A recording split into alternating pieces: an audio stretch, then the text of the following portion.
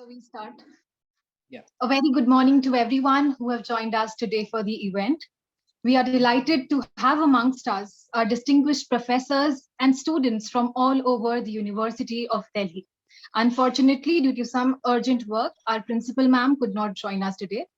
Now, before we proceed with the meeting, these are the guidelines for the participants. All participants are requested to keep themselves on mute until asked to unmute. The participants can put their questions in the chat box, which will be taken up by Soumya ma'am later in the session. The participants who can switch on their video are kindly requested to do so to make the session more interactive. We heartily welcome our chief guest, Ms. Soumya Mathur.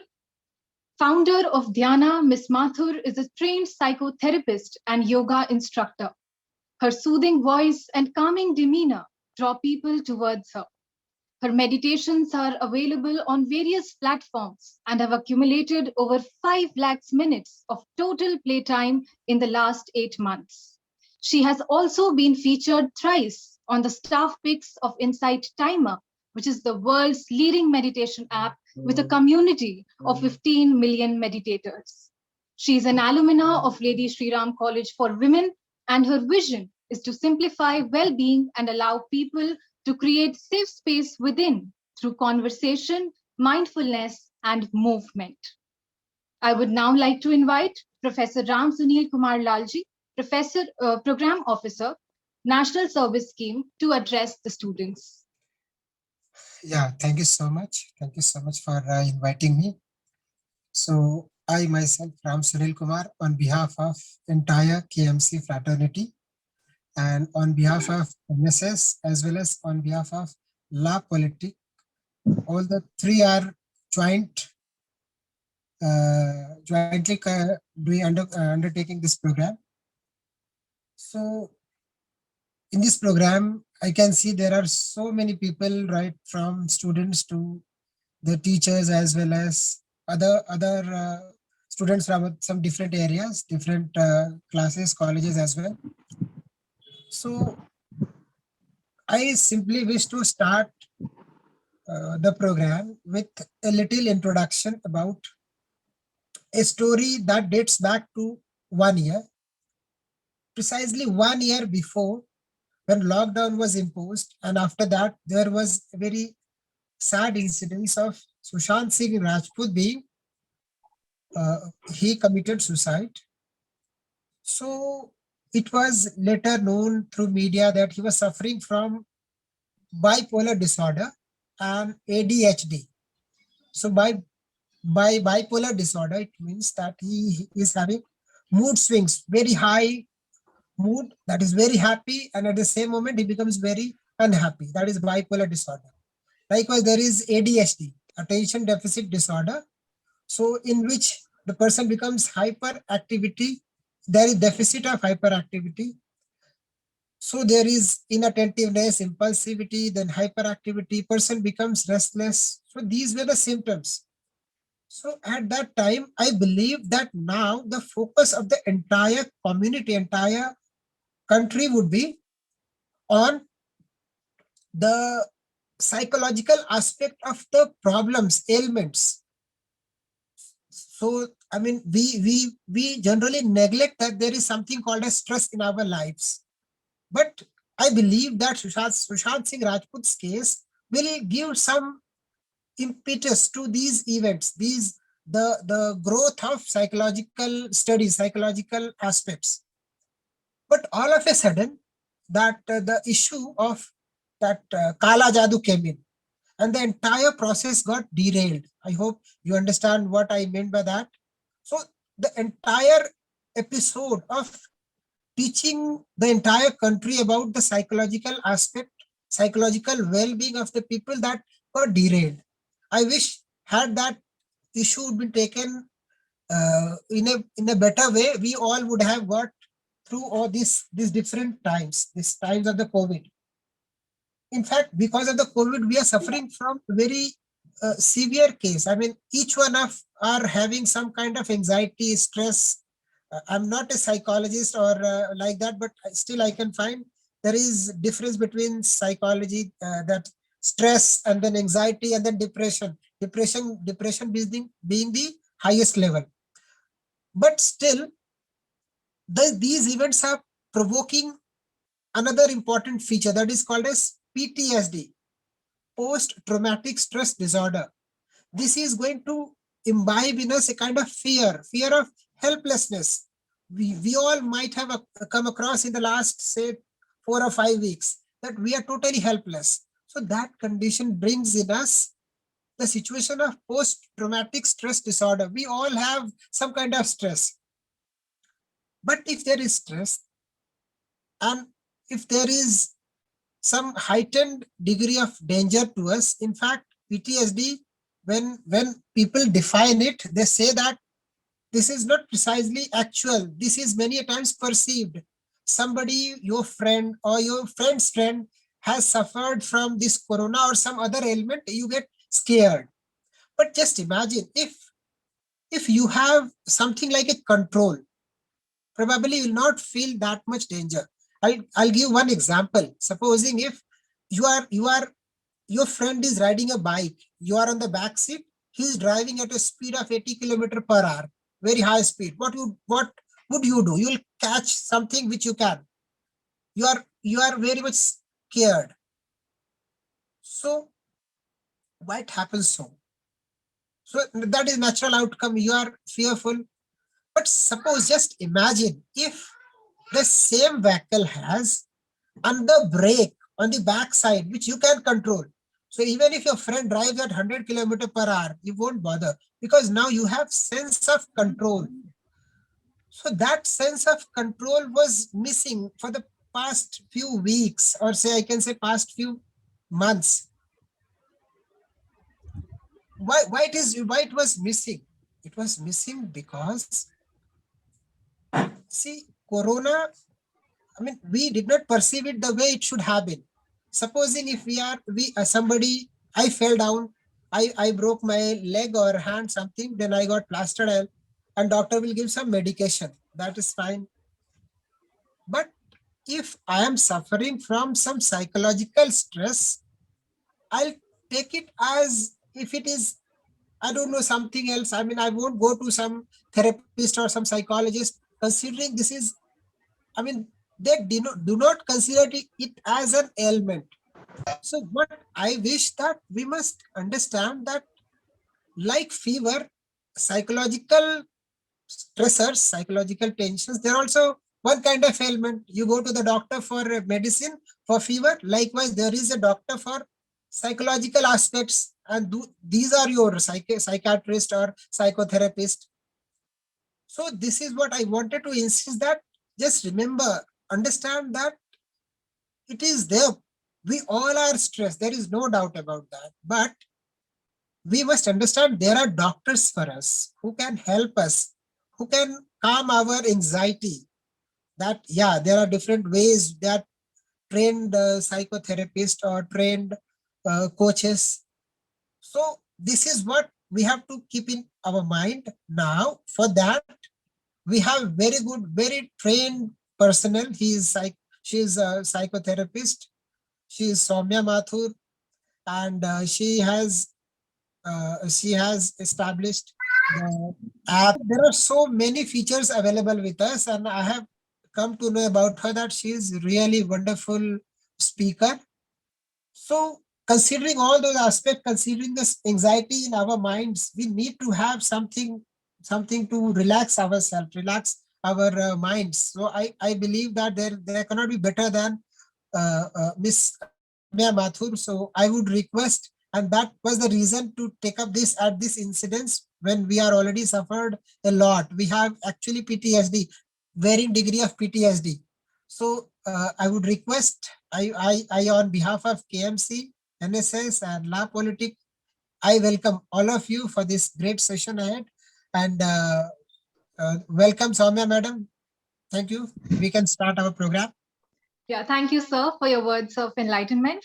I would now like to invite Jyotimaroy Jishnu, NSS volunteer, to kindly brief us about the initiative. Yeah, hi. Thank you, Yashasvi, and welcome, ma'am, to the session. Firstly, I'd like to, uh, express my deep gratitude to the departed souls from KMC, uh, be it teaching and non-teaching staff that we lost during this COVID. So our deep gratitude to all the souls. And secondly, why did we start with this initiative? Because we knew, compared to the first wave of COVID, in the second wave, the more professors and students and their families and also the non-teaching staff, so many people were suffering in front of our eyes. We knew that they needed help, medical, non-medical, like mental, but we really couldn't do anything to save those lives. And there are many more uncounted, what we even do not know. So this initiative, where all the departments and societies of KMC came together to help out the community out there, uh, at that immediate reach, that is the families of the students, teaching and the non-teaching staff. And that initiative was termed as co-win for collective win. So we're also pressing in for vaccination. We're also thinking of ways and means how to convince people to get vaccinated while there are thousands of needs floating around. Mental health was one of the issues that came up in the meeting from various departments and societies, that it should be looked upon.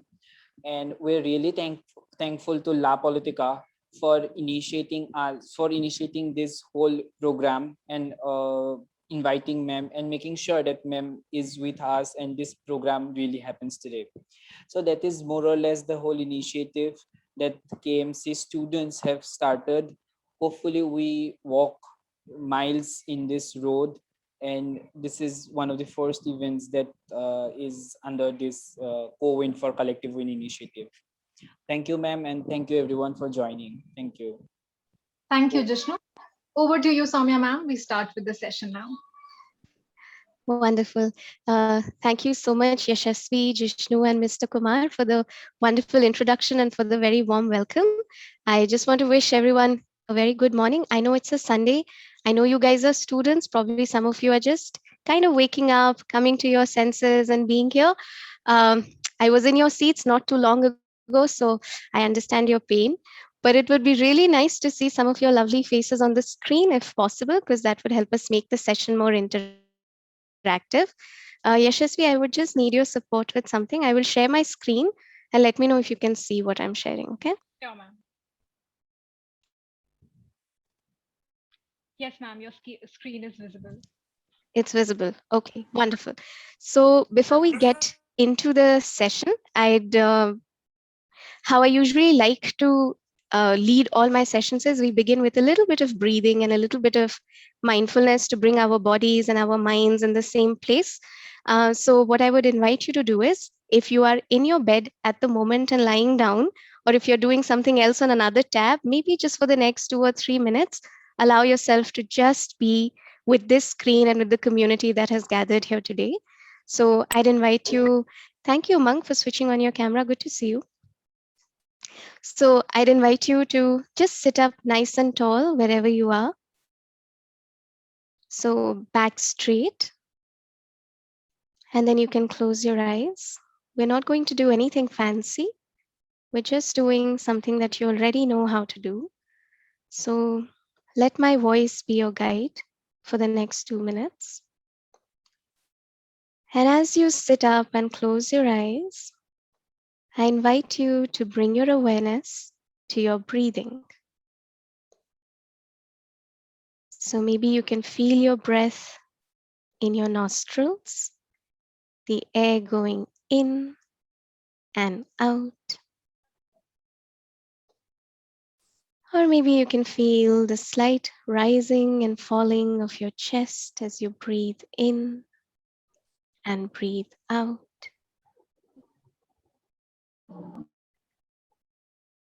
Or perhaps you can feel it in your abdomen, the gentle rise and the gentle fall of your belly as you allow the air to flow in and out.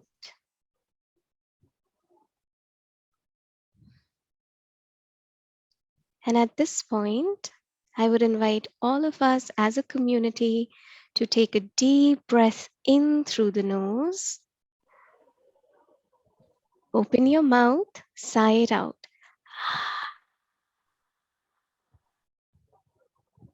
Beautiful. Once again, breathing in through the nose, breathing out through the mouth.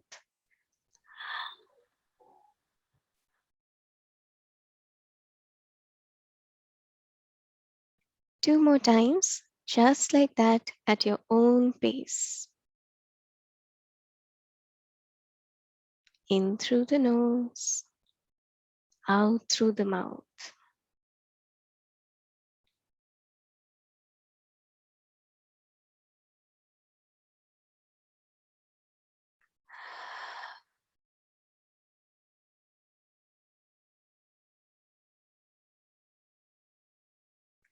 And now check in with whatever emotion you're carrying into the session today.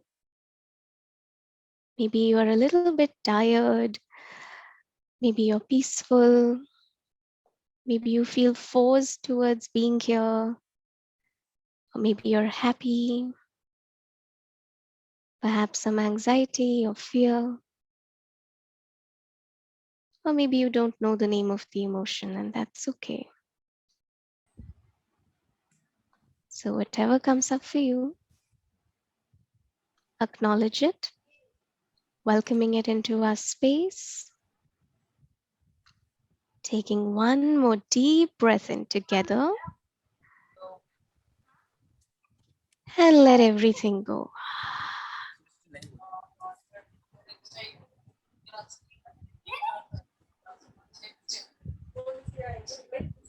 Whenever you feel ready, you can open your eyes. Thank you so much for participating in that. The technique that we just did is known as grounding. So I'll give you a little brief about it. What happens is that during our days, our body is physically present in one place, lekin man har taraf bhag raha hota hai. So a simple trick to bring your mind back is by connecting with your breath.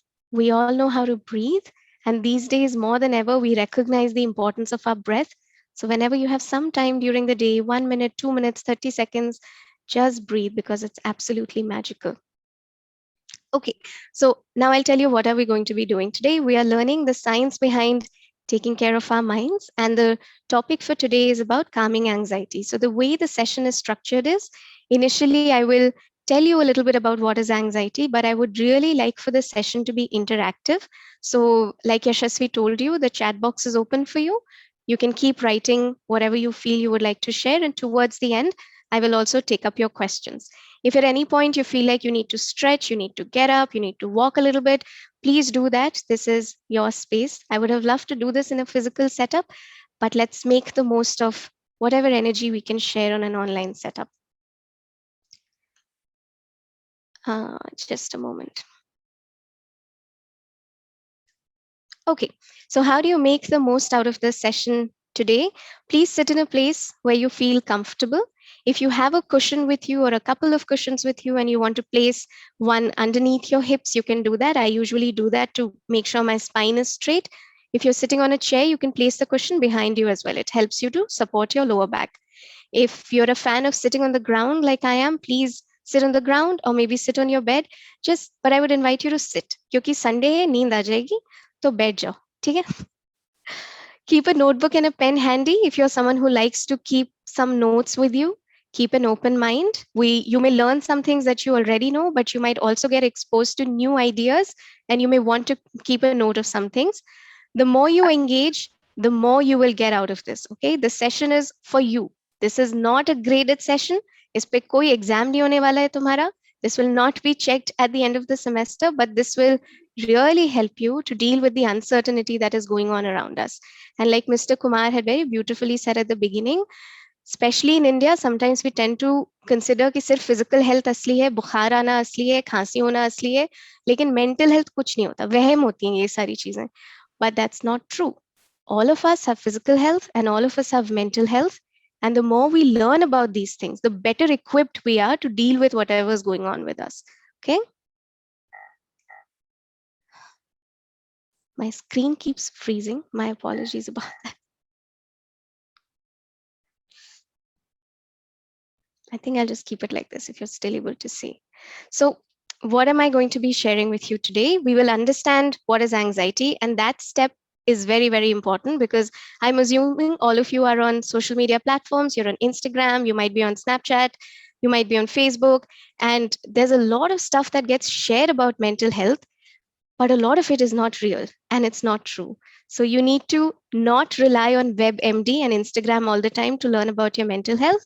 A good idea is to actually understand what is anxiety and how do you know if what you are going through is normal anxiety, because all of us go through it, or if what you're going through might require some kind of professional intervention.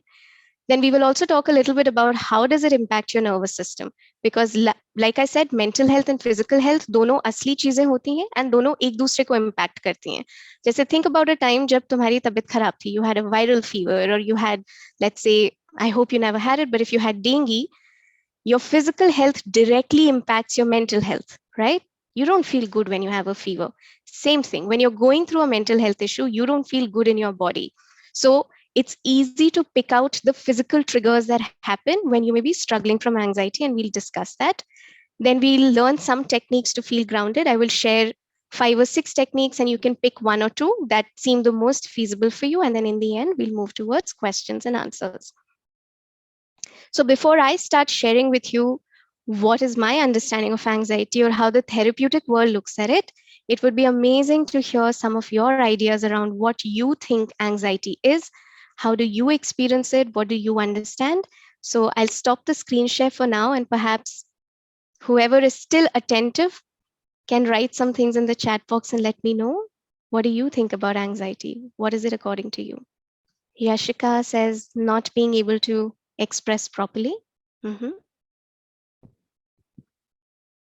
Irrational fear or worry. Wow, guys, I'm impressed you guys are still here. Thank you for being here.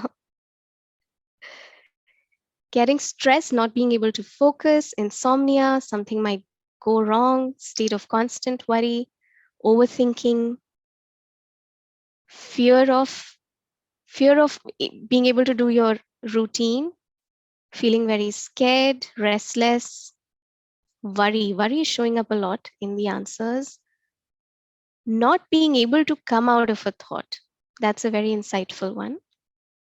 Overthrowing a lot, okay. Terror, natural response to stress, discomfort. I would also invite you to read the responses that everyone is writing, because I'm sure some of these may be common.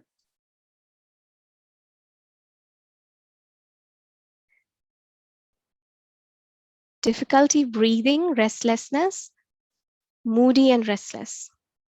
Thoughts.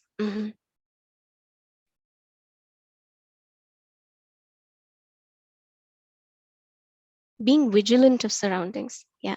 Feeling scared after overthinking. All right, wonderful. State of alarm and panic. Okay. Thank you so much for sharing your answers and for being so honest about what you've written. Aishwarya just shared not being able to share what I really feel and faking it. Absolutely. And I think I'm just going to pick up from there, because this is what happens so commonly with mental health issues, because we are not aware enough about it. We're not educated about the same. बहुत बार you may be feeling something, but because the world says positive vibes only, happy faces only, people are there with you when you're happy, but they leave you when you're sad, we sort of train ourselves to not allow ourselves to feel what we are feeling, and then put up these masks after masks. Anxiety हो रही है अंदर, लेकिन बाहर से दिखाएंगे कि बहुत चिल कर रहे हैं. अंदर से डिप्रेस्ड फील हो रहा है, लेकिन बाहर से दिखाएंगे that my life is super cool. And what that does is, when there is so much discrepancy between what I'm really feeling and what I'm projecting to the world, inside I start feeling very, very uncomfortable. So step number 1 for any mental health related challenge, or just your mental health in general, start being honest with yourself, like you're being honest in the chat box right now. अगर बुखार होता है तो जाके झूठ तो नहीं बोलोगे ना कि 98.4 ही हो रहा है यार, मेरा टेम्परेचर 102, तो तेरे को लग रहा होगा वह मैं तेरा. We don't do that. So similarly, with mental health also, you need to recognize and allow yourself to feel whatever is happening. And very, very insightful answers, everyone. Tanuj just wrote, anxiety vanishes when you have nothing to lose and everything to gain. That's very philosophical. Thank you for sharing that. So you guys actually pretty much know what anxiety already is about. I have another question for you, and you can unmute yourself and let me know at this point. Do you think anxiety is something that all of us go through, or there needs to be something wrong with you for you to be experiencing anxiety?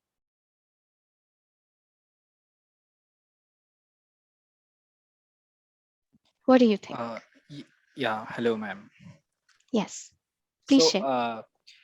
anything happening is like everyone of in everyday life, something or other is happening, right? Not something very drastic like someone's death or something, but everything is something or other is happening. So we might feel anxiety regardless of the intensity of the event.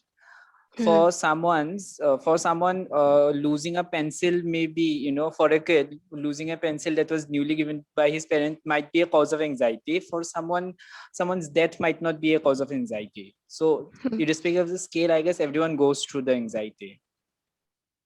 Wonderful, very wonderful answer. And I liked what you said that everybody might have different triggers for their anxiety. So for me, losing my pencil might be the end of my world because maybe that pencil was given to me by someone very special. But for you, it might not mean the same thing. But does that mean that because I get triggered by something, my anxiety is less valid than yours? That's not true. So all of us are going to have different triggers, and all of us experience anxiety on a day to day basis. When do you think it becomes a problem, guys? When does anxiety become an issue? Hello. Yes, Umang, please Uh, share. so, like, I do think that, anxiety is just a normal physical response and also a mental response, a state Hmm, of, alarm and panic, as I said in the chat box, that are, hmm, bodies are designed to produce this, adrenaline rush that goes through our body in case of any, stress or danger that we face, like hmm, a fear response or, something like that. But I do think that it becomes a problem when things which are not particularly very dangerous to you start triggering you, right?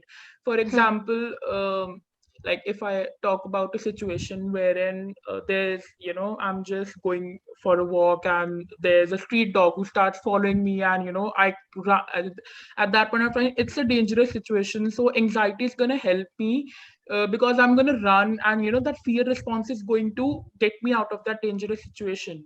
But for example, if I share, my in my case, the doorbell is something that acts as a trigger for me. So every time hmm, someone rings the doorbell, it just produces a similar response of fear and panic, which should not be the hmm, case since that situation is not dangerous at all. So I think hmm. in that particular case where there is no particular danger, it becomes a problem if you're still, getting triggered by that thing.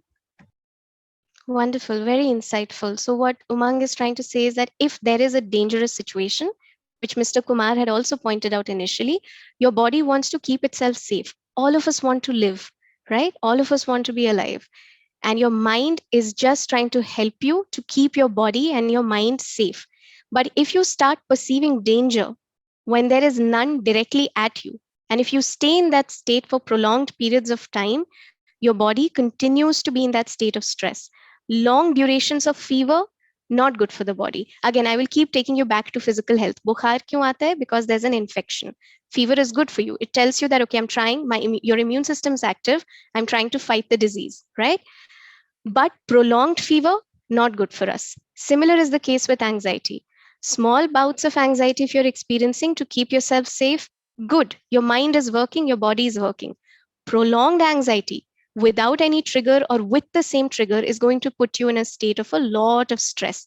And then it becomes very, very difficult. I will just look at what someone has written. Akhilesh is saying that anxiety is normal, but if it starts affecting any aspect of your life, or if you constantly start worrying about things that are outside your control.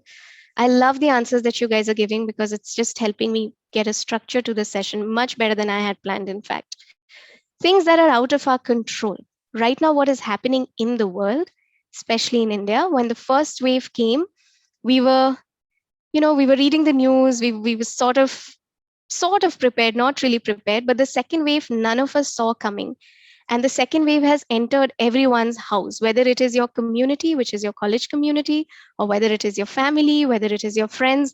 So much uncertainty around us. So, what I want you to do now is very honestly, on a scale of 1 to 5, 1 being I don't feel anxious at all, 5 means I'm so anxious these days that I don't know what to do about it. You can share your responses in the chat window to just let me know where are you in general with your anxiety levels. 2.8, that is so precise.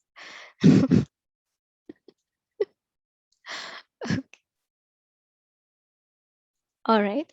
So from the looks of it, if I just have to see, most of you are at a 3, which is you're somewhere in the middle, which is not really low anxiety. You are in a state of anxiety. Some of you are on a 4, some of you are on a 2 or a 2.8. Very, very well calculated. So what I also want you to take away from this is that all of us are floating in the same boat. And by all of us, I also mean the entire therapeutic community, which is all the psychotherapists also working. We're also floating in the same boat at the moment. So the first reassurance that I want to give you is whatever you're feeling, in whatever form it's showing up for you. For some of you, it may be just showing up as anger. It may be showing up as nothing about this is fair. I don't know why this is happening. That's also valid. For some of you, it may be showing up in the form of, I can't get off Instagram these days. I'm constantly scrolling. I don't know why. I want to put my phone down, but I can't do it. That's also valid. For some of you, it may be showing up in the form of, I'm going to the kitchen all the time to eat whatever's kept there. That's also valid. Okay. You are trying your best to cope in whatever way you can, because guys, really, we don't know how to deal with this situation. We are all coming across this for the first time. Yeah. Okay. I saw some smiles at the food share. Are a lot of you doing that? You're eating away your feelings? Yeah, I used to do that earlier. I've gotten better, I think. All right. So moving ahead.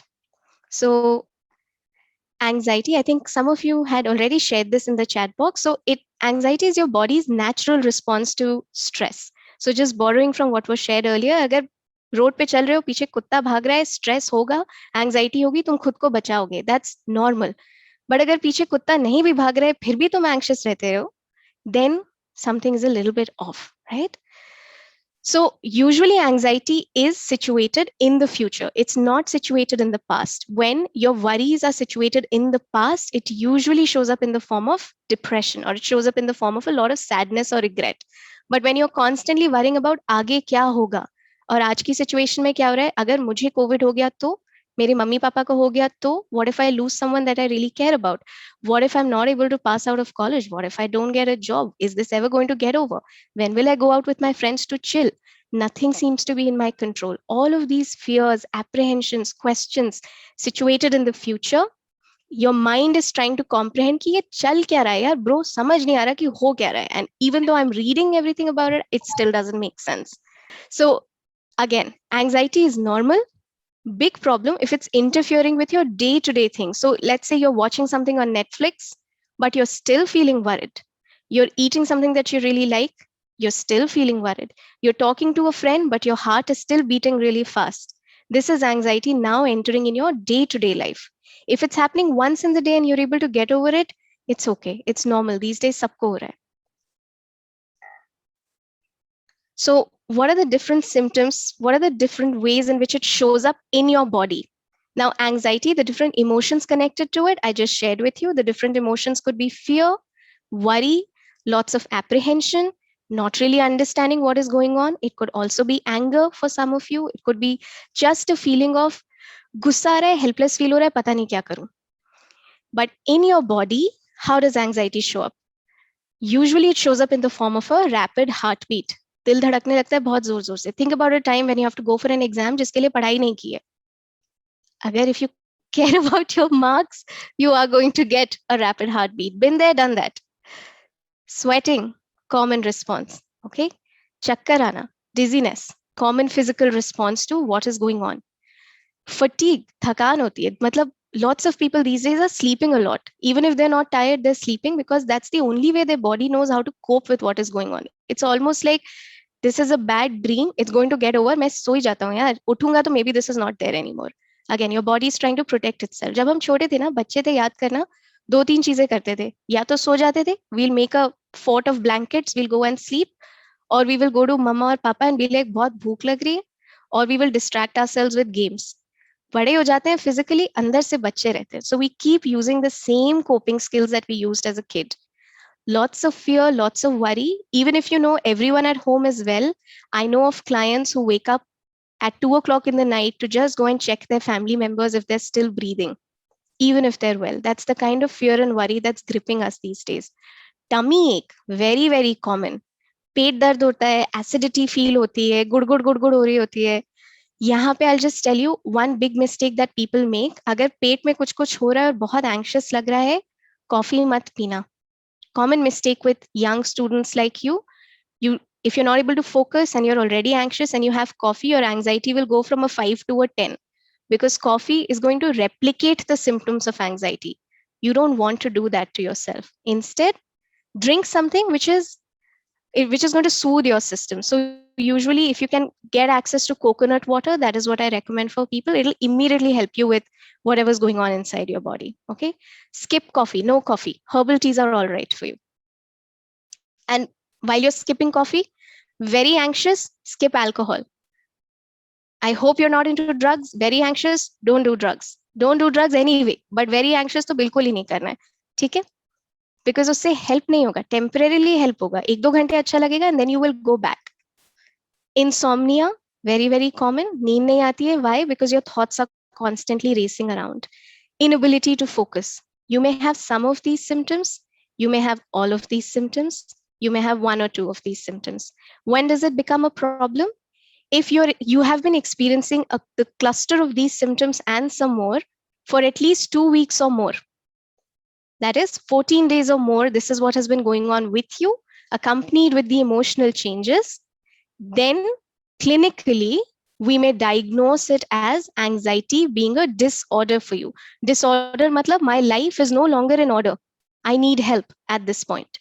If this is happening to you, but you come back to a state of balance, then you're all right. Then it's not a disorder. You're just being a human being. तुम्हें डर लग रहा है. डर लगने की बात है, right? But if this is going on throughout 2 weeks or more, cause of concern, help might be needed. Okay? Again, connecting it back to your physical health also, कभी-कभी जब घर पे बुखार आता है, तो क्या करते हैं? हल्दी का दूध बना लिया, पी लिया, थोड़ी देर सो गए, भाप ले ली, स्टीम ले लिया, ठीक हो गया तो डॉक्टर के पास नहीं जाते हैं. लेकिन अगर 2-3 हफ्ते से बुखार जा ही नहीं रहा है तो जाओगे ना डॉक्टर के पास? Same thing here. Now, like I told you earlier, your mind and your body very intricately connected. We'll understand this from the point of view of what is happening because of COVID and why our anxieties are not coming down. When you're feeling anxious, your body begins to detect some sort of a threat or a trigger. In this case, it's this enemy that we can't see. We don't know if it's in the air. We're not sure if it's on surfaces. We're not sure if someone standing near me has COVID. I'm not sure if my mask now has COVID particles on it. So my body and my mind is constantly on the lookout for something that I cannot even see. Big threat to my body, right? As a result of this, the moment you experience a threat, you start to feel worried or you start to feel fearful. Normal situations में जब थोड़ी worry या थोड़ा डर लगता है तो हम क्या करते हैं? हम plan करते हैं. What do I do in order to make myself safe at this state? I'm hoping most of us are doing the things that we already know, which is sanitizing, wearing masks, social distancing, etc. But because we can't see this threat, it continues to scare us. At this point, your nervous system will release these 2 hormones that are known as cortisol and adrenaline. School में पढ़ा था 7th 8th standard में हमने इस बारे में, right? ये pump होता है तो क्या होता है? जो anxiety के symptoms है ना वो सारे आने लगते हैं, which is healthy for you initially. So heart will beat fast, you will sweat a little bit, you will get more energy in your body, your digestion stops for the meanwhile, you become hyperactive, your pupils dilate because you're looking for threat or danger. Normal response when you know that the danger is going to pass off. So when your body has released cortisol and adrenaline, 3 things can happen. These days we say 4 things can happen, but for this case, we are only going to talk about 3. You will either begin to fight what is going on. How are we fighting? We are fighting with the help of all the recommendations that WHO has made for us. or you will try and you will fly away from the situation. You will run away from it. So we're not meeting people. We're not going out to cafes the way we used to do it. We're not chilling in our college canteens because we can't do it anymore. We're trying to run away from the situation. Flight can also be scrolling on Instagram all the time, eating whatever jo dikh raha hai wo kha liya because kuch samajh nahi aa raha, maybe food is going to make me feel a little bit better. Freeze is, I don't know what to do. I'm frozen in this spot. You can react in either of these three ways. All are valid responses. Usually what happens with any anxiety trigger is, guys, that once the trigger goes away, think of the dog that we spoke about earlier, your body comes back to a state of balance. Abhi kyunki ye COVID ka trigger ja nahi raha hai. It's been with us for 1.5 years or so now. Some of us continue to be in this state all the time, where our nervous system is constantly active. So it's almost like, imagine a rubber band, you're stretching it, stretching it, stretching it, stretching it, stretching it, but you're not releasing it so that it comes back to its normal shape. And because of that, all of these symptoms begin to develop inside. So what we will talk about now, what we will practice now, are some techniques that can help you to relax. But मैंने काफी बोल लिया, so I will stop at this point and see if somebody wants to share something or has any question, any thoughts.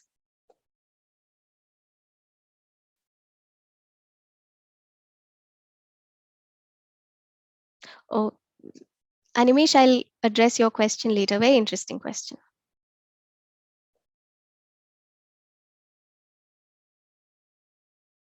Anyone who wants to say something here? Are you guys still with me? People who are on the screen can show me a thumbs up if you are following what's going on in the session. Okay, thank you. Lovely. Please keep your questions coming and I will try and address as many as I can.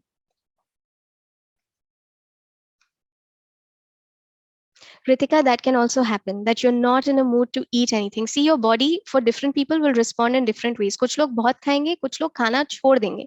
कुछ लोग बहुत सोएंगे, कुछ लोग सोएंगे ही नहीं एकदम. Some people will think a lot. Some people will just be like, I want to be in complete denial, not think about anything. Right? So your response to the trigger or to the anxiety provoking situation will depend on how you are or who you are as a person. And no response is a wrong response here. All right. Shubhankar, it can happen. You can keep. Oh, I'll just come back here. It's normal for you to worry about both past and the future. I'm not talking about the past today because that's a completely different conversation. Maybe I get the opportunity to be with you again sometime and we can discuss that. But that happens where your mind goes in the past and goes in the future quite a bit. Jishnu, did you want to say something? No, I was also scrolling down the questions and I also wanted to address Subhankar's question, like make you note about this, but you already took that up. Yeah. Okay, wonderful. Cool. So let's go back. Now I'll share with you some techniques that work really well with anxiety. And like I said earlier, you can choose the ones that work for you and you can leave the ones that don't work for you. Some techniques I will just name and explain, and one technique we will try together. Is that all right? Okay. At this point, because we've been sitting for some time, if you want to get up, stretch, move your necks and stuff, please do that. Listen to what your body needs, okay? Great. So some techniques that you can use to release anxiety, and these are ones that I use personally and the ones that I've been teaching in my sessions as well. And just to update you, I specifically work with people who struggle with anxiety and who struggle with depression or who struggle with some core wounds, emotional wounds that they may have. And a lot of people that I've worked with have gone away from anti-anxiety pills just because they trained their body to deal with anxiety better. So never get scared that if you start going on a pill for your mental health reasons, that you will have to be on that pill for life. Yes, for some conditions you may need it, but for most conditions, if you learn how to manage that situation, you may not need to be on the pill all the time, or you may not need to go on any sort of a medicine at all. There are ways for you to keep yourself healthy, just like physical health. अगर पता है कि family में किसी को diabetes है, lifestyle changes आप करोगे सो दैट आपको नहीं हो. Same thing with this. If you know that you're prone to anxiety, the best thing that you can do for yourself is start doing the things that help you calm the same. So the first thing that I recommend is You need to start moving your body because your body stores stress. What do I mean by that? Think about a time jab koi exam hai, or you're having a fight with your significant other, whoever you're dating at the moment. Kabhi aise gardan mein dard hua hai ya peeth mein dard, lower back mein pain, and you don't really know why this is happening. These are the ways in which your emotion sticks in your body. So when we move, and that movement could mean different things for different people. For me personally, it means yoga. But for someone else, it could mean just going to the gym. For someone else, it could mean running. Essentially, you need to shake whatever emotion is stuck in your body and release it from your system. So moving every day for a minimum of 20 minutes is very important for your mental health. It's not just to get those six-pack abs. In fact, that should never be the reason. वो तो अपने आप होता है, वो side effect है. Your reason needs to be to keep yourself physically and mentally healthy. So move, guys, okay? 20 minutes. Couch potatoes, maza bada aata hai, lekin wo long term mein not that much fun. Second, breath work. If you struggle with anxiety, especially if you struggle with insomnia, ki neend nahi aa rahi hai raat ko, I highly recommend learning from a trained instructor how to regulate your breath. We've understood the importance of breath these days. I'm sure you guys know about the prone position that people are using to increase their oxygen levels. That's how powerful these techniques can be. Imagine if someone who's struggling from COVID can increase their oxygen levels. If you as a healthy human start practicing these techniques, what wonders it can do for you. Anxiety is a big issue. If you cannot focus your mind at all, try a practice known as Yoga Nidra. Yoga Nidra is a specially designed technique that helps you to relax your whole body. Remember, I told you about the rubber band. Your body is very, very stressed and tensed. You deliberately try to do the opposite, which is you try and relax your body. So there's an instructor who will guide you into the process. Lots of free videos available for this on YouTube if you want to try that. Third, my personal favorite, something I've been doing since I was 13 years old, and I vouch by it. I cannot tell you how much I tell young people to start practicing it at an early age. And an entire session could be dedicated just to this. But if you have not started meditating yet, please begin whatever form of meditation you like, because it physically changes your brain. So, there were studies that were done in Oxford. Oxford has the University of Oxford has a research center which is known as the Oxford Mindfulness Research Center. वहां पे उन्हें दो तरह के लोगों को बुलाया, one set of people who meditate, another set of people who don't meditate, and they studied their brains. And what they found out was people who meditate, the part of their brain that processes anxiety is smaller in size. Okay, yeah. So the part of their brain that processes anxiety is actually smaller. It's known as amygdala. It's the part of our brain that processes emotions. Whereas for people who don't meditate, the more they got exposed to anxiety, the bigger amygdala grew for them, which means the same trigger for both people, they will perceive it very, very differently. In दोनों लोगों को अगर मैंने traffic में फंसा दिया, someone who meditates regularly will be chill. They will listen to some Coke Studio. They might have a book. They might want to read that for some time. Whereas someone who's prone to anxiety will completely lose it in this situation. So meditation is not for when you turn 60 years old. It is for when, I'm assuming you guys are 18, 19, 20, start now. If you're going to the gym to keep your bodies healthy, meditation is gym for your mind. Okay? You don't need to sit for an hour. Start with 2 minutes like we did at the beginning. It'll do wonders for you. Another one of my personal favorites is to journal. And by journaling, I mean you write whatever is happening within you, either on an online journal or you write it in a physical copy of some kind. Reason for that, your emotions are a form of energy. Like I told you with movement also, they're getting stuck inside your body. So it's like, if this is me, I'm showing you a water bottle right now. अगर मेरे emotions process नहीं हो रहे, भरता जा रहा है, भरता जा रहा है, भरता जा रहा है, भरता जा रहा है, यहाँ तक भर गया, it'll start overflowing. If instead I open it and I begin to pour it in something else, which in this case is a diary, I will begin to feel empty on the inside. You don't need to show this diary to anyone. You don't even need to read it to yourself again. You are just trying to pour this emotional energy out of you. Okay, very, very helpful. सोचना नहीं होता है ज़्यादा. And tip number 2 about journaling, अगर अंदर की भड़ास बाहर निकालिए तो उसको दोबारा पढ़ना नहीं. Because again, it's like मैंने पानी को इधर pour किया और फिर दोबारा इसको अंदर डाल दिया, तो कोई फायदा नहीं होगा. Pour it out, let it be there. Okay? There's an online app known as Penzu, which is an online journal. There, it's quite safe. You can use that. अगर घर पे लग रहा है कि भाई बहन पढ़ लेंगे या मम्मी पापा पढ़ लेंगे, तो figure out ways. I'm sure you guys know different ways of keeping yourselves safe. Barefoot walk comes from Ayurveda. I use a lot of holistic techniques in the healing practices that I teach. Again, your anxiety, this anxious energy that you have inside you needs to get grounded. So if you have a park near your house, go to that park, walk for some time barefoot on grass. It'll help you a lot. It's called grounding because you're quite literally earthing your energy under. दोस्तों के साथ I'm hoping you guys have been able to go on some vacations. पहाड़ वहाड़ गए होगे या गोवा गए होगे बीच के आसपास.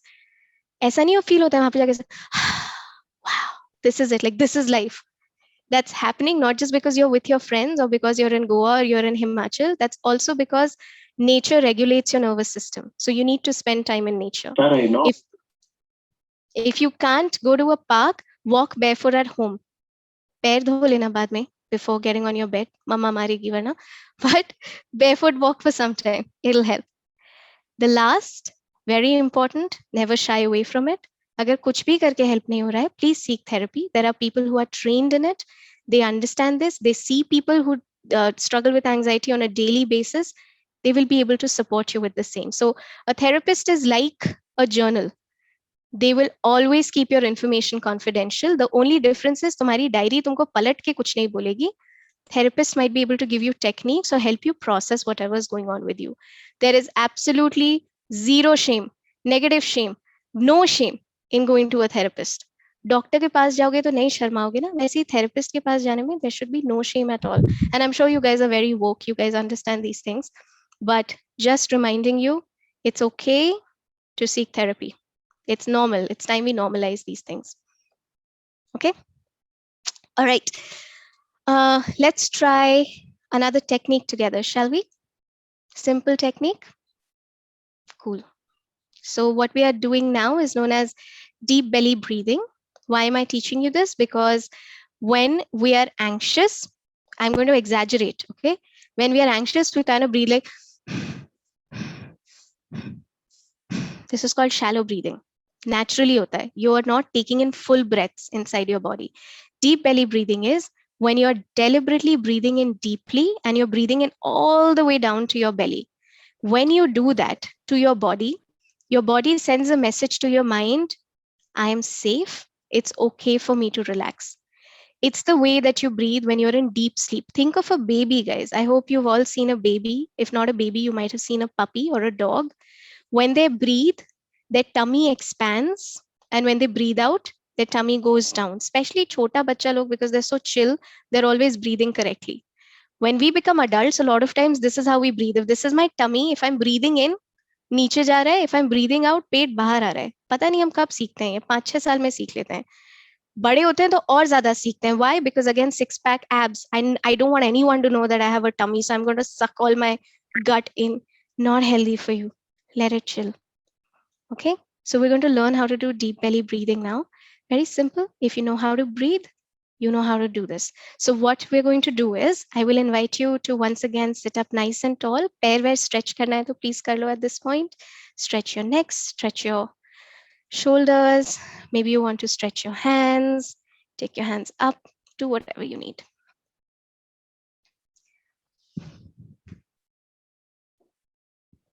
And then once you feel comfortable, I would invite you to sit up in a posture that feels good to you, feels good and comfortable. And then what you will do is you will use both your hands. Okay, you will keep your fingers open like this and you will place it on your belly. So I'm placing it right on my tummy. Yes, very nice. Allow your elbows to be relaxed and your shoulders also to be relaxed. So it's just like जब बहुत पेट भर जाता है तो हम ऐसे करते हैं ना, बस वैसे ही पेट पे हाथ रखा हुआ है. ठीक है? And why are we doing this? To become a little conscious of how is my breathing when I'm breathing in and breathing out. So here's what the count will sound like to you. We will breathe in for 4 counts and we will breathe out for 4 counts. Okay? Cool.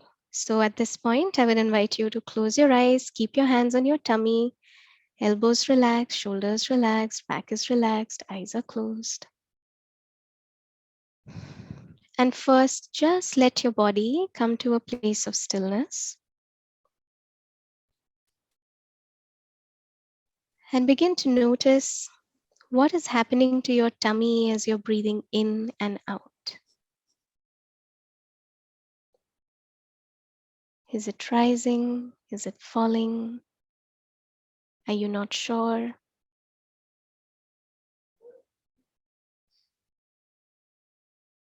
And now I will give you the counts for breathing. Do whatever is comfortable. So together, let's take a normal breath in and a normal breath out. Keep your awareness on your belly, feeling the touch of your fingers on your tummy. Maybe a gentle smile on your face because you're alive and that's a good thing. So let's begin the practice. Breathe in, 2, 3, 4. Breathe out, 2, 3, 4. Breathe in, 2, 3, 4. Breathe out, 2, 3, 4. Breathe in, 2, 3, 4. Breathe out, 2, 3, 4. Breathe in, 2, 3, 4. Breathe out, 2, 3, 4. Breathe in, 2, 3, 4. Breathe out, 2, 3, 4, and relax. Keep your eyes closed. Allow your breathing to come back to normal. Maybe you want to relax your hands, relax your elbows.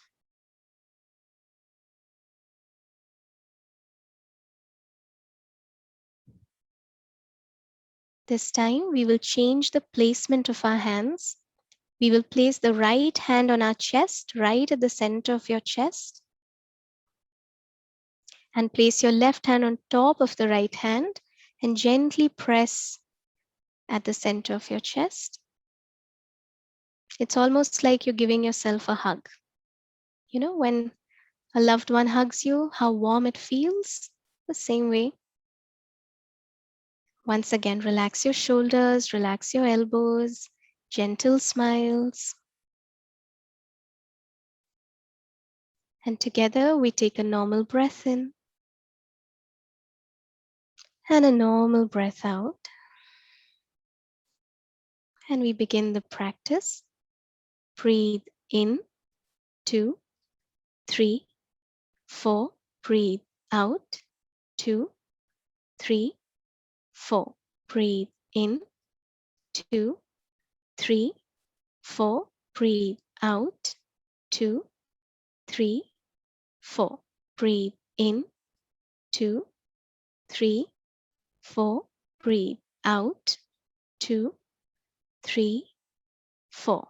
Breathe in, 2, 3, 4. Breathe out, 2, 3, 4. And relax. Drop your hands back.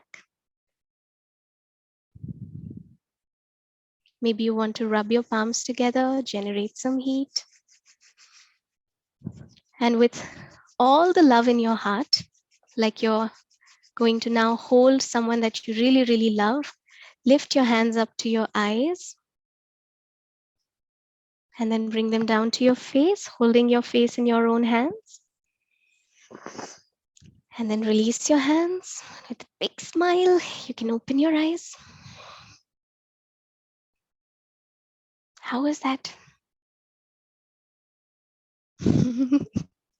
Amazing. I can see some happy faces on the screen. It fills my heart with a lot of joy. And you know how long this took us? This took us not even 3 or 4 minutes.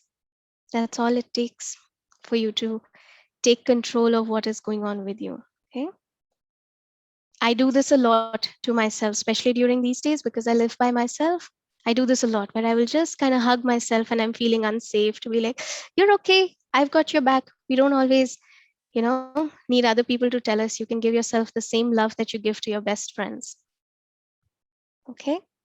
So simple breathing technique, just to remind you once again, first we used our belly, then we used our chest, because these are the two places where we feel the emotion of anxiety very strongly. The technique of breathing that we used is 4 and 4, breathing in 4 times, breathing out 4 times. You can keep practicing this. As you practice this more and more, you can slowly begin to increase the number of your exhales. So you can take it up to 4 counts of breathing in, 6 counts of breathing out. The longer your exhalation is, the more relaxed your body is going to get. Breathing with hands on chest felt really good. Okay, that's amazing. Because it really feels like a hug. Our bodies, as intelligent as they are also kind of stupid. They don't really know when we are hugging ourselves or someone else is hugging us. So when you replicate this, it really feels like, oh, my heart feels all warm and nice. So you can do that. Okay. All right. So with this, we come to the end of what I wanted to share with you. And now I will pass it on to Yashasvi for the questions. Yes, ma'am. Thank you so much for your pearls of wisdom and for bringing out such a wonderful session for all of us. And my favorite takeaway would be that journal, and I'll surely practice that. And I'm sure the participants would also be having some questions in their mind, which they would love to ask you. So if they could Absolutely. pen down their questions in the chat box, we could take it up.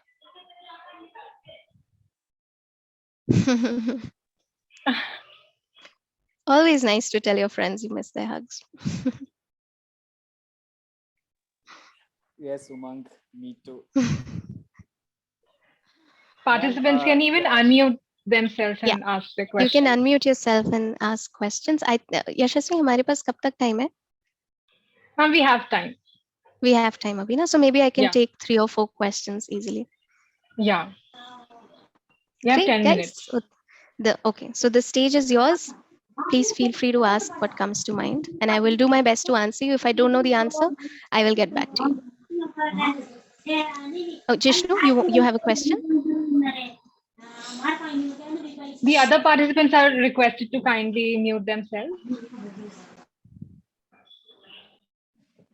Yeah, hi. So I have a question and a thing to share. So Umang, who is with us now, so I guess he knew about this COVID before, like 2-3 years back. So he was like hugging everyone. The first person I went to college and got a hug was Umang.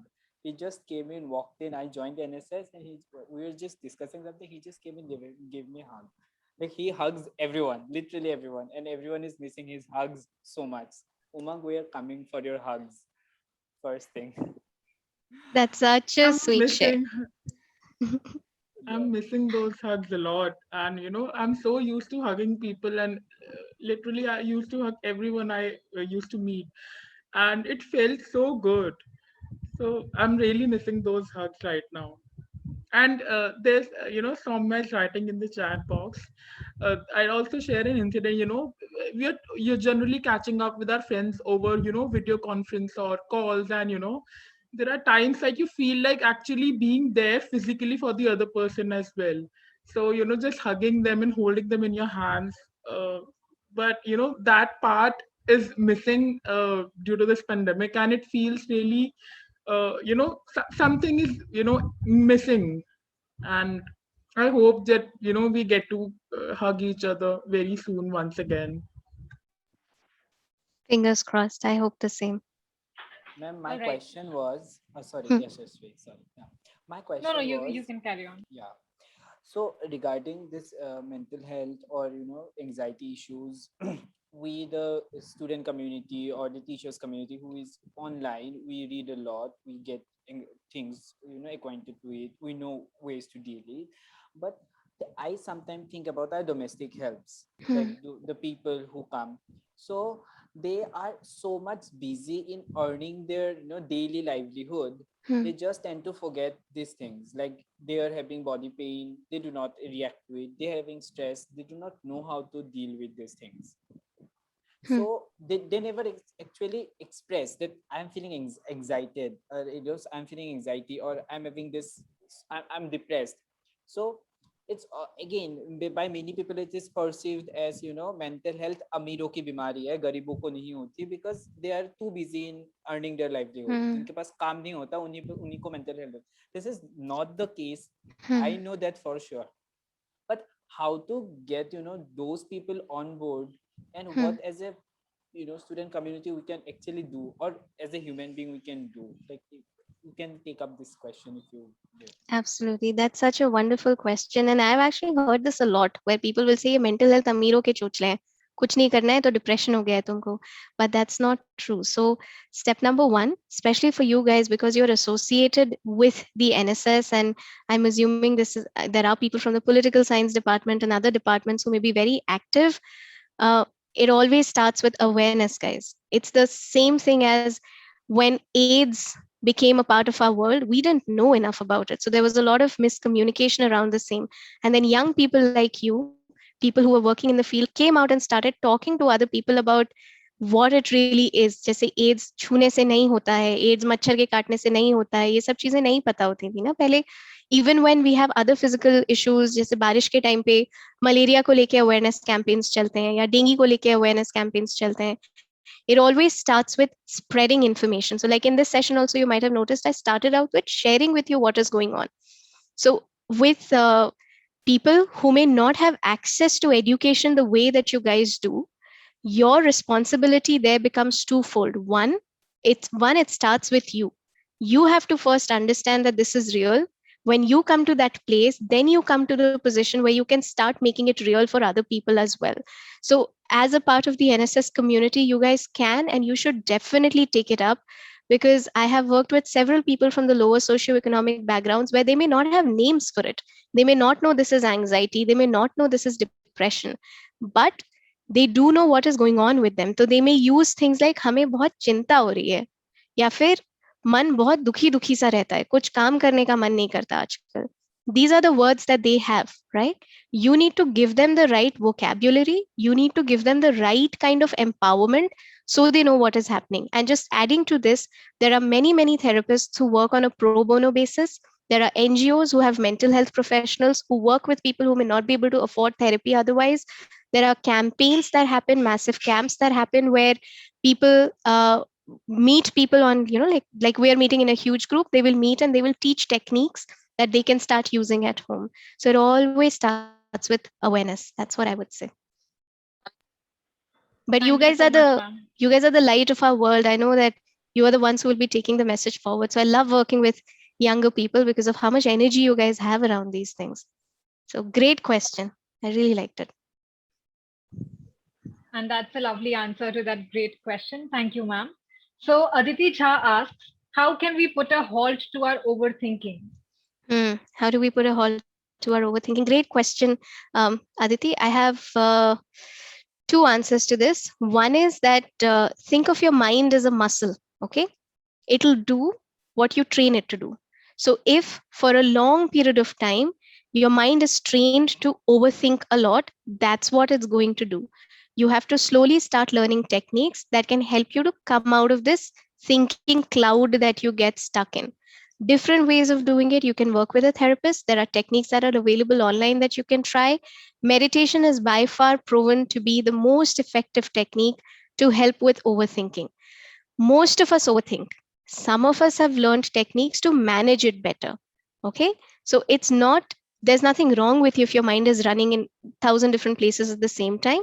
But at the same time, you can train it to start focusing on one thing at a time, and you can train it to start coming out of the past in the future. But remember, I keep using the word train because it's the same as going to the gym. हफ्ते में एक बार gym जाओगे, जमाने लग जाएंगे strong होने में. हफ्ते में 3 बार जिम जाओगे, your body begins to get trained, your muscles begin to get trained to get stronger. Same thing with any kind of mind training. Whatever technique you learn, you have to practice it consistently, even if it's for 2 minutes, 3 minutes, 5 minutes, 10 minutes. Slowly, once you start seeing the benefits, you will be more and more inclined to use it regularly. So training is the answer. But the training doesn't look the same for everyone. You will have to shop around a little to see what helps you with your mind. But it's completely trainable. I hope that answers Aditi's question. The next question has been put up by Sonia, who asks, at night, I really feel tensed while sleeping. Feeling of worthlessness creeps in. What to do? Okay. So, Sonia, two things to do here. One, if you're feeling very tensed, remember what I told you about Yoga Nidra. You need to first start with relaxing your physical body. So, please, you look up Yoga Nidra sessions on YouTube. Start doing those because those will help you with the tension that you're feeling while you're sleeping. It may have to do with your mind. It may also have to do with mind and body coming together and being very, very tensed. Feeling of worthlessness needs to get addressed with a professional because I'm sensing there are some deeper issues that have creeped in here. So I would recommend going for at least one session to figure out what is really happening here. All right. Thank you, ma'am. Our professor asks, what are the authentic agencies of psychologists, psychiatrists? Okay. So by Mr. Kumar, I just have a follow-up question for that. By authentic agencies, do you mean who certifies them or how do we differentiate between them? Is that the question? Yeah, I just wanted to ask, I mean, where from we should get that therapies? Who are those persons? Where are they located? I mean, authentic sources. Authentic sources for the same. Hmm. Okay, so I will address this in two ways. One, by understanding the difference between a psychologist and a psychiatrist. Psychiatrist होते हैं doctors. इन लोगों ने करा होता है MBBS और MD. They are the only people who can prescribe medicines. So if someone is on anti-anxiety pills, antidepressants, antipsychotics, they should only and only take it from a psychiatrist because सिर्फ उन्हें पढ़ाई की है इस बारे में. Most psychologists, however, will work with psychiatrists. Psychologists क्या पढ़ते हैं? They do a master's in psychology plus whatever additional specializations they've done. So they may do a PhD, they may do an MPhil, they may do a PsyD, depending on whatever they're specializing in. A psychologist will never prescribe medicines. They will give you therapy, they will teach you techniques, they will listen to you. If you need medicines, they will send you to a psychiatrist. If a psychologist claims to give you medicines, you need to be wary of that. Okay? Clinical psychologists can sometimes give you small pills if it's SOS, but mostly they will also refer you to a psychiatrist. So depending on what your condition is, you will have to choose between who you want to go to. You can go to either. More psychiatrists and psychologists work together. So depending on the severity of your disorder, they will redirect you to wherever you need to be. How do you identify where to go? You can find them in hospitals. Both people will work inside hospitals, but a lot of psychologists also have their private practices. For example, I'm a private practitioner. I'm not associated with a hospital, but I have my own practice, right? So where do you find them? For younger people, I can, Yashasvi, maybe later I can share the links with you where you can reach out to some authentic therapists and you can share it with the entire community. But otherwise, if you just look up psychologists in your area, you will be able to find lots of people. There are lots of mental health professionals in our world these days. The only thing I would ask you to do is check up on their credentials before you book a session. The minimum they need to have is a master's in psychology. Someone who has done a 2-month course online and calls themselves a therapist is fraud. Don't go to them. Okay? They need training. Does that answer your question, Mr. Kumar? Yes, absolutely. Yeah, one more very small question, if I may ask. I mean, the charges for the therapies are, I mean, too high. Our students, if they are suffering from this issues, Yes. I mean, is there any agency or sources from where we can take those? Our students can take the therapies that will reasonable costs. Absolutely. So I'll मैं ना हर सवाल के 2 ही जवाब दे रही हूँ आप लोगों को. So again, I'll give you 2 answers for this. So the first is that there are places where there is pro bono therapy that happens. So there are organizations that are which are in the form of NGOs or non-profits where students can go in, they don't have to pay any fee and they can see qualified professionals for their mental health issues. The second thing is sometimes your issue may be such where you may need specialized attention from a specialized therapist. At that point, it is a very good idea to let the therapist know about the financial constraints that you may have. Therapists follow something known as a sliding scale. Sliding scale ka matlab hota hai, let's say my charges are 1500 per hour. Okay, let's say that's the charge. You are a student, you can't afford that much. I will slide my scale down to bring it to a place that is convenient to both of us, which is a fee that you can pay and a fee that I am okay with taking without it becoming too difficult for me to run my livelihood as well, right? So if you're a student and you cannot afford it, ask your therapist if they have a sliding scale, number one. Second, if they have a pro bono slot. Most therapists often try and keep at least one pro bono slot in the week, which is one therapy slot where they're not charging, they're doing it out of the goodness of their heart. The reason therapy is expensive is because therapists are charging for two things. They're charging for their specialization. उनने पढ़ाई की होती है 7-8 कई बार 10 साल पढ़ाई की होती है because it's an allied medical science, and the second is they're charging for their time because one session is 60 minutes long. So that's what they're actually basing their fee on. But it's very unlikely that a therapist will say ki, if they can accommodate you, that they will in all likelihood offer a sliding scale of some kind to students.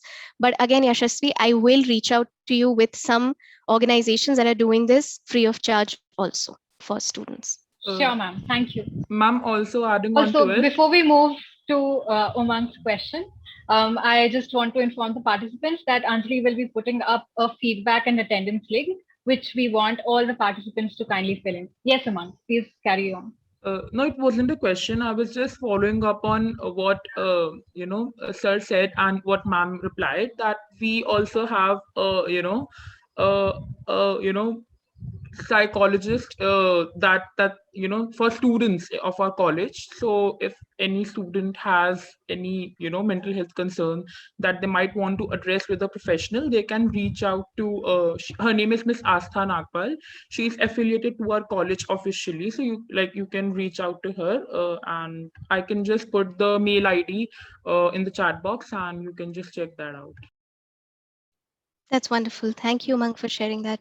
That's true. We have lots of mental health professionals who work directly with the Delhi University. So the NSS community here can perhaps, you guys, it'll be a good idea. You can start off with this, collating information, and I will be very happy to support you in the same as well. Thank you, ma'am. Thank you, ma'am. So I'll be taking up the personal questions. So Prateek Kumar asks, ma'am, often the past incidents keep coming in our minds along with overthinking, which gives us trauma. What an individual can do in that situation if it is affecting his day-to-day life? Past worries are coming up along with trauma that has happened in the past. That's the question, right? Okay. So you have the answer yourself, because you're mentioning that there is trauma that has happened in the past. The reason it's still coming back for you, trauma essentially क्या होता है? Think of it again. I will connect it back to your physical health. अगर मुझे कोहनी में चोट लगी है और मैंने इसको ठीक नहीं करवाया या इसको enough rest नहीं दिया, it'll keep coming back to me no matter what I'm doing. So every time I lift a weight, my elbow is going to hurt. Every time I try and do a push-up, my elbow is going to hurt because this hurt has not gone away. Same thing with any unresolved trauma of any kind. If I have a wound that did not get resolved, no matter what I do, it will keep coming back to me. You can't see emotions. You can't see these emotional wounds, but they're there. You can feel it. So if you're not able to resolve it on your own, I would highly recommend going to a trauma specialist. Take a few sessions with them. They're trained in the same. They can help you out with the same. But if at this point you want to just try it for yourself, I recommend sitting with yourself, writing everything down, understanding what is going on with you. Be very, very honest about hua kya tha tumhare saath. Because unless you have clarity on it, if you keep pushing it down, it'll keep showing up. It's like a spring. Trauma is like a spring. उसको जितना दबाओगे वो उतना उछल उछल के बाहर आएगा. उसको resolve करना बहुत जरूरी है. अगर खुद नहीं हो रहा है, please seek help. No shame in seeking help. Thank you, ma'am. Due to time boundation, we'll be taking up the last question for the day. Sure. Shaurya asks, ma'am, of late, it's been hard to tend to all of one's own needs. At a time like this, we often end up letting down those closest to us, those that need the most to us, by sometimes not being able to give them the love and affection they deserve. Moreover, it is hard to always understand what is going on in their mind and always bring out a positive result from discussions. When this results in them becoming unhappy with our action or behaviors, it results in a lot of anxiety because we never intended to make them feel that way. How do we cope up with that anxiety, and how do we comfort one another in times like this? I think it is specifically asking for COVID Yeah, and asking for COVID. Yeah. losses. Yes, true. And all the losses that are happening. Okay.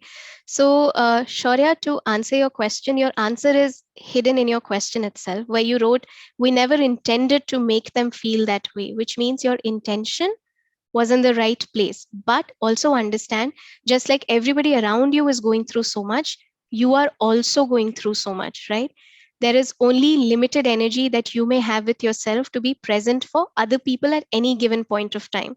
So it will always start with you. You have to first take care of yourself, and that's not selfish. That is called self care. If you don't take care of yourself, you can't be present for other people. Just say, right now, because I wanted to be present for all of you, I took 2 hours in the morning to take care of myself first. So I did my yoga, I did my meditation, I did my journaling, etc., etc.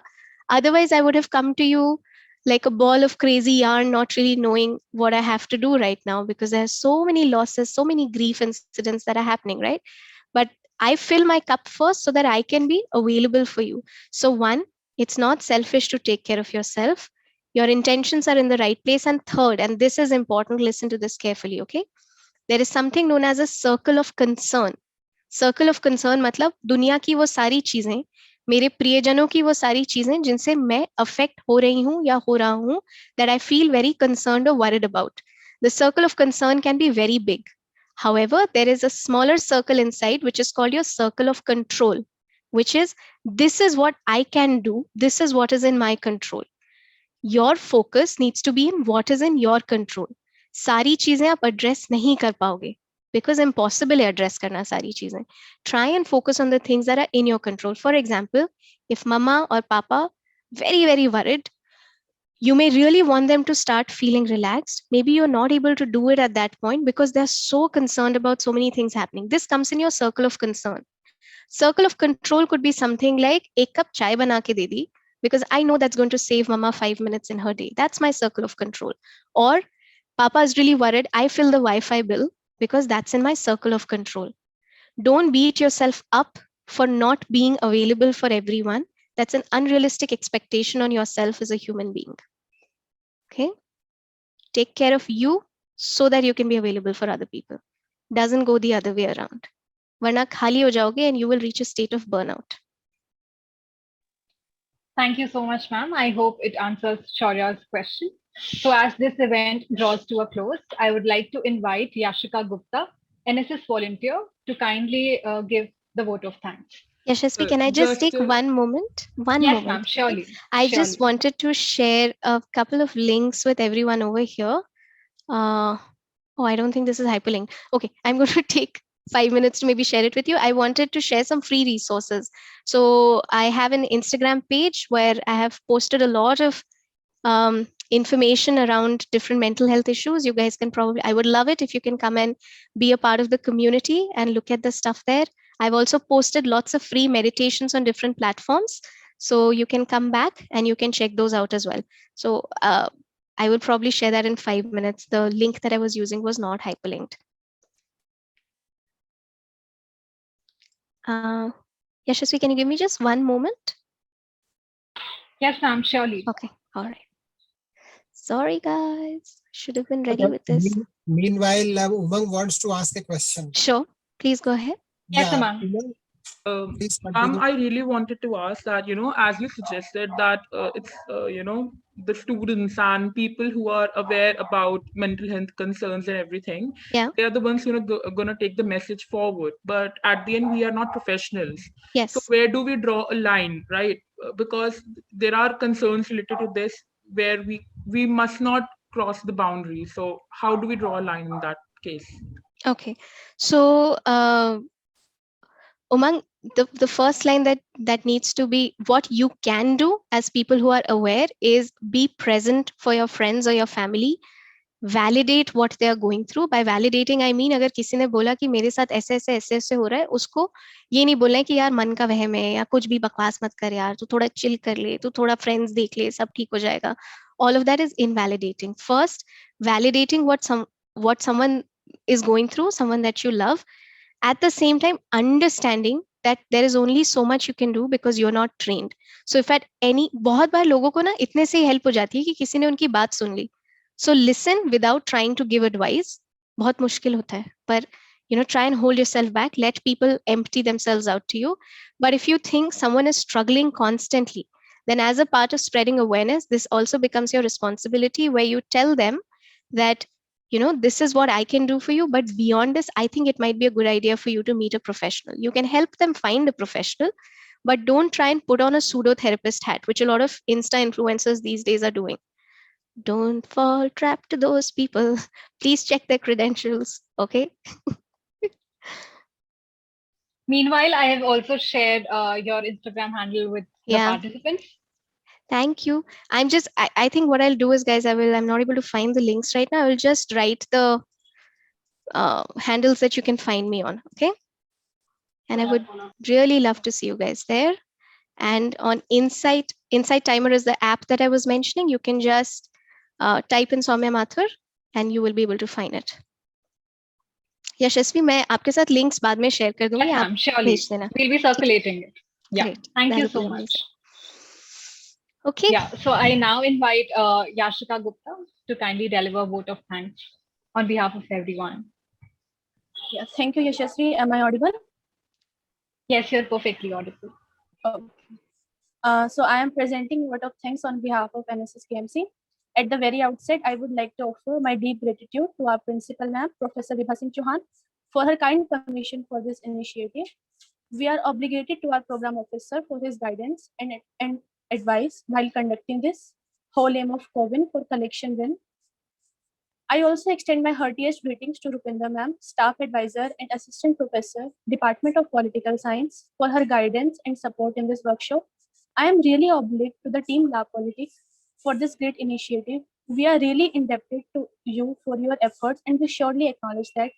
I would like to appreciate the fellow volunteers of NSS KMC for putting in their efforts to make this event happen. And last but not the least, I would like to thank all the people who joined in this webinar belonging to different departments and societies of KMC. Thank you everyone for joining in. I hereby declare the session to end formally. Thank you.